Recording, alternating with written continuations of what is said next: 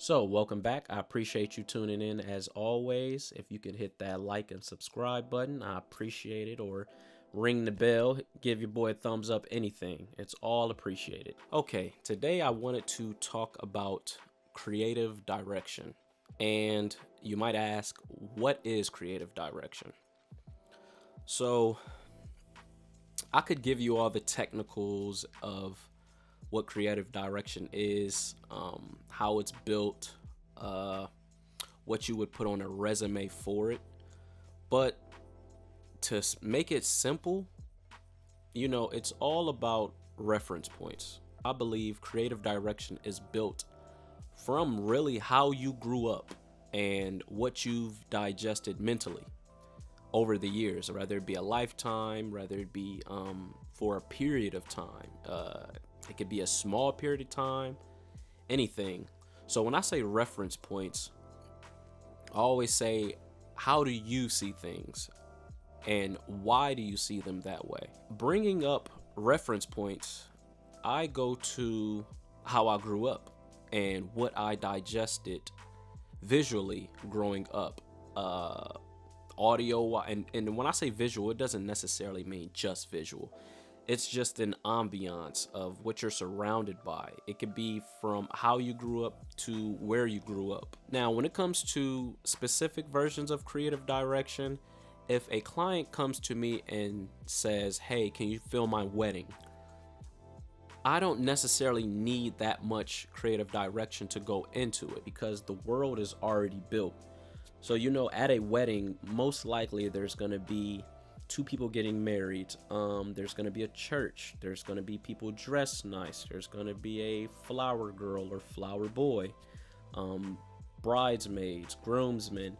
You don't necessarily have to build that out. Your job is to capture the shot, whether that be with audio or visually. Now, for another example, there could be a car race, and you don't have to wonder if there's going to be a car there or tires or people driving the car, people standing and watching and, waiting for those cars to take off. Your job is to capture the shot, whether it be visually or through audio. But the difference is if a client comes to you with a brand or a product, let's say it's a clothing brand. Now, let's say this brand is more urban or more streetwear. That client might not know how to specifically shoot that clothing brand. It might not know the feel that clothing brand should have, rather the type of people wearing it, the location it should be shot in, the music, and just the surroundings of that clothing brand. Now that's where creative direction comes into play. These reference points that you've built over a span of years or even within a short span of time, those matter with these brand or product shoots, because if you know the feel of how something should be, whether it be a clothing brand or a product, let's say it's hair care, you're not gonna put hair care products on a kitchen sink. You're gonna put it in a bathroom. You're gonna have a certain type of lighting. You're gonna have tutorials on how to apply it, because that's a point of reference when it comes to these brands or products. And a lot of clients don't see the importance in that, and some clients just assume, hey, you shoot film, you shoot video, can you just shoot this product or this brand for me? And that's okay, it can be done. You have to ask that client, for this brand or for this product, do you have a specific feel in mind? Do you have specific shots in mind that you would want? And majority of the time they don't. They seek you out because of the aesthetic that you put out, whether it be through reference or they just stumbled upon it and seen that your aesthetic would fit or does fit their brand or their product's lifestyle.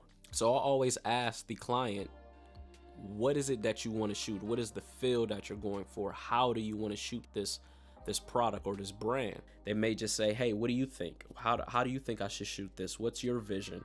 That's when you have to build out a world for that brand or that product, and that's where creative direction comes into play. Now, some may think creative direction is easy, and it's definitely not. Depending on the scale of the project, creative direction can be pretty tedious and time consuming and sometimes costly. So when you're building out a set or you're scouting a location, that takes a lot of time, and sometimes that takes a lot of money. So with filming these certain projects, you have to include that into your pricing. Now, you might have clients who are dialed in on their brand or their product, and they know exactly how they want to shoot it. They know the location, the feel for that product, whether it be visuals or audio, and they literally just need a videographer or a filmmaker to get the shots. Now, they might depend on you to get specific shots, but far as creative direction, they have that covered. They know what they want for their product. Now, on the other side, when they don't know, they reach out and say, hey, how would you shoot this? I want to do a shoot for this brand or for this product. How would you shoot it? And that's usually where I charge for creative direction, not just filming or videography, because at the end of the day, that's a craft. You built all these reference points over the years after doing multiple shoots, digesting film in a certain way, digesting commercials in a certain way. All of that matters. So you're building all these reference points. So as soon as you see a brand or product, you know exactly what's the feel or how it should be shot or the acoustics around it. That's why it's a big deal to know about creative direction, why it's important, and why it's valuable.